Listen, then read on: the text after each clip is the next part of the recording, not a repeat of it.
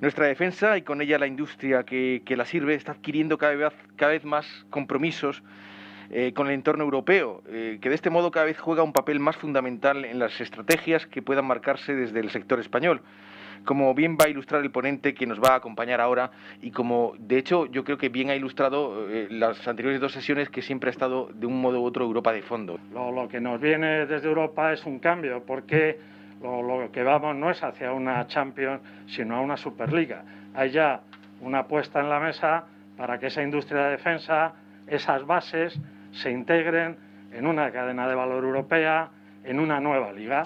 Y eso quiere decir que habrá algunos que puedan entrar en esa liga, y ahora veremos cómo, y habrá otros que quedarán excluidos de participar. En esa Superliga tenemos nuevos actores, tenemos la Comisión, tenemos al Parlamento Europeo, tenemos a grandes campeones industriales, tenemos a clústeres regionales muy desarrollados, tenemos asociaciones, tenemos lobbies, tenemos grandes centros tecnológicos.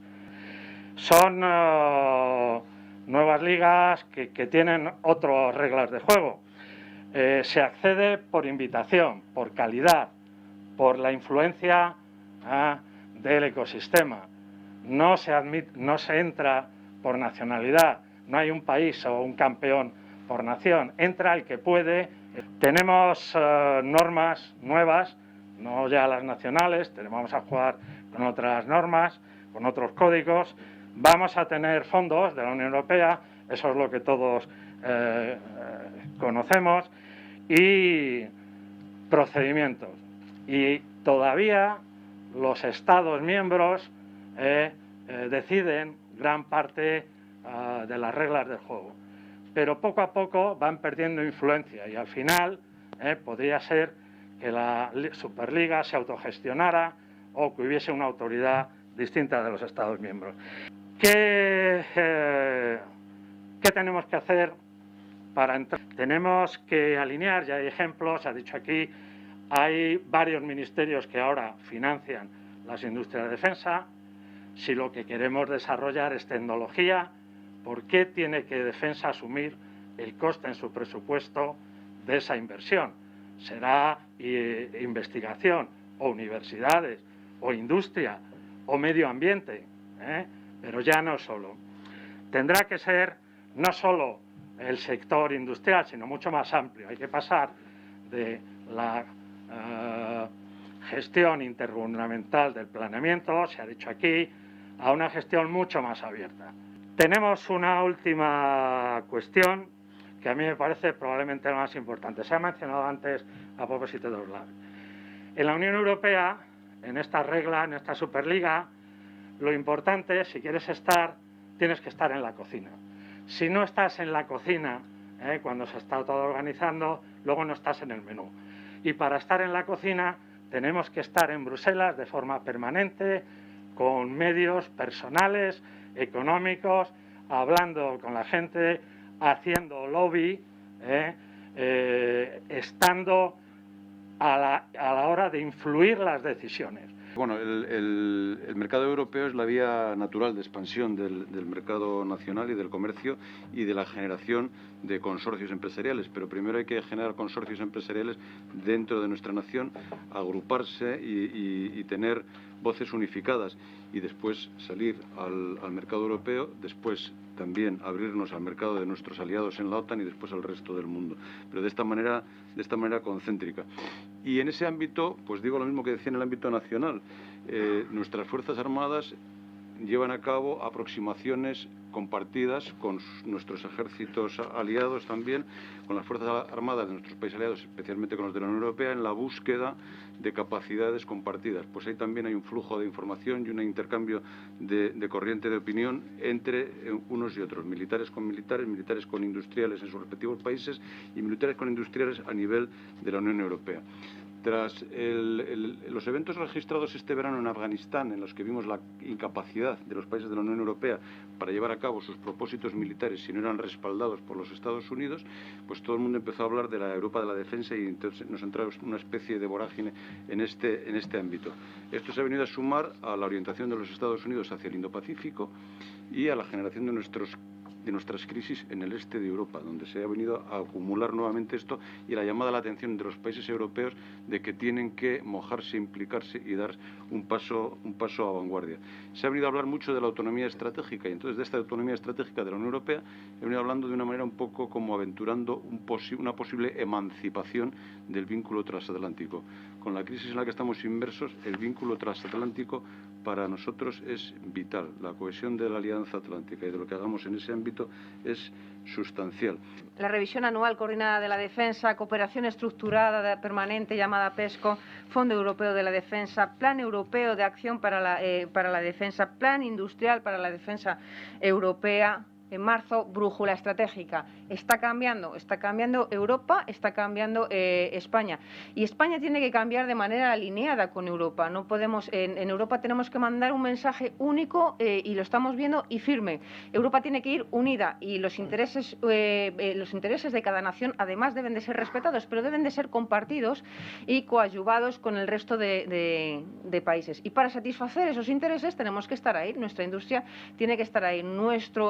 Nuestro ministerio, que ya lo han dicho, se necesita hacer ese lobby. ¿Y para eso qué necesitamos? Bueno, pues necesitamos una base tecnológica e industrial de defensa potente, con unas sinergias que sean abiertas. Eso es lo que creo yo, no unas sinergias cerradas. Una industria que permita el intercambio entre el mundo militar y el mundo civil y se permitan la retroalimentación, los llamados spin-offs y spin-ins. Me parece que ustedes ya conocen esto.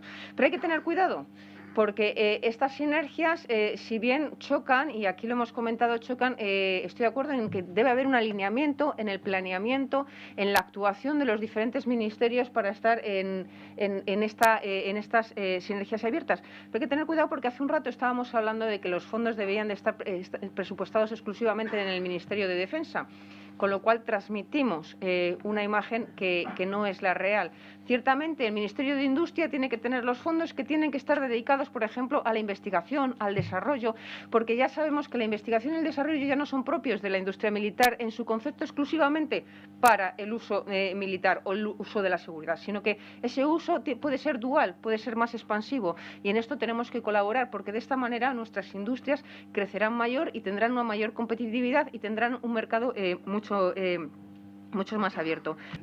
El 12 de diciembre de 2003, siendo don Javier Solana Madariaga, se acordarán ustedes de él, el alto representante de la Unión para Política Exterior y Seguridad Común, se publicó la Estrategia Europea de Seguridad de la Unión Europea, cuyo lema era una Unión Europea segura en un mundo mejor. El objetivo final de esa estrategia se puede resumir en alcanzar un orden internacional basado en un multilateralismo eficaz. En un intento de actualizar esa estrategia del 2003, el 11 de diciembre de 2008 se publicó en Bruselas el informe sobre la aplicación de la Estrategia Europea de Seguridad, titulado Ofrecer seguridad en un mundo en evolución. O sea que la seguridad y defensa no es algo nuevo en la Unión Europea, ya lleva muchos años. El documento analiza a la luz de la estrategia de 2003 los cambios en la situación geoestratégica. La atención a los temas de seguridad y defensa fue aumentando en la Unión Europea y el Consejo Europeo de junio de 2016, la entonces alta representante señora Mogherini presentó el documento Una estrategia global para la política exterior y de seguridad de la Unión Europea, un libro que todos ustedes conocen y que debe ser de cabecera para cualquier europeísta. Ese documento tuvo la mala suerte de que chocó en la fecha de su presentación con el anuncio por parte del Reino Unido de la Gran Bretaña de que se quería ir de la Unión.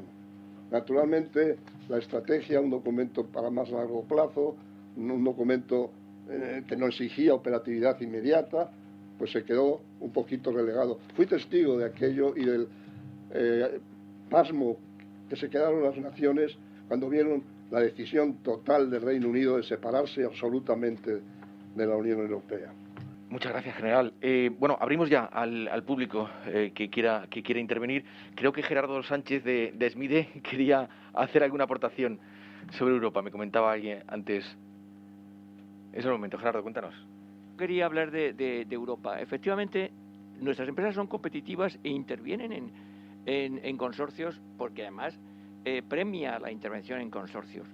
Pero tienes razón, estamos atrasados, no tenemos la misma, no nos dejan competir con la misma igualdad que con Alemania, con Francia. Nosotros estamos más abiertos, nuestras licitaciones son públicas, se convocan y las conocen en la Comunidad Económica Europea. Alemania no, por ejemplo en el vestuario, la hacen propia como una parte de la defensa y tenemos un problema ahí. Y tenemos un caso muy concreto que nos está ayudando muchísimo el Ministerio en las ayudas que están para Mali y para Costa de Marfil.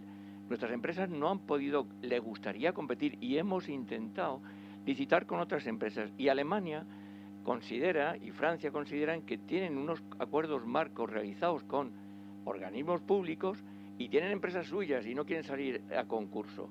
Con lo cual nosotros pedimos que haya concurrencia. Es verdad que nos está ayudando el Ministerio de Defensa para poder hacer un acuerdo marco e intervenir, porque es mucho dinero. Estamos hablando de 6.000 o 7.000 millones, tan importante como el Fondo Europeo de Defensa.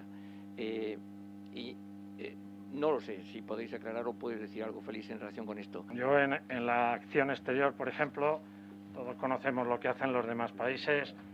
Yo recuerdo la experiencia personal de haber estado contando en el Ministerio de Asuntos Exteriores nuestro las oportunidades que habría a la cooperación internacional, la nueva estructura de ayuda a África, a la Unión Europea, que no solamente se iba a dar ayuda y tal, sino también equipo, mantenimiento, tecnología y tal, y les pareció extraordinario, pero luego nos encontramos con la agencia de cooperación cuyos cooperantes tradicionales les parecía poco ético y moral hablar de tecnología cuando todos los países lo están haciendo, ¿no? Entonces, bueno, claro, que se pongan de acuerdo, centralícense y demás. Y eso siempre vamos con una mano atada detrás, ¿no?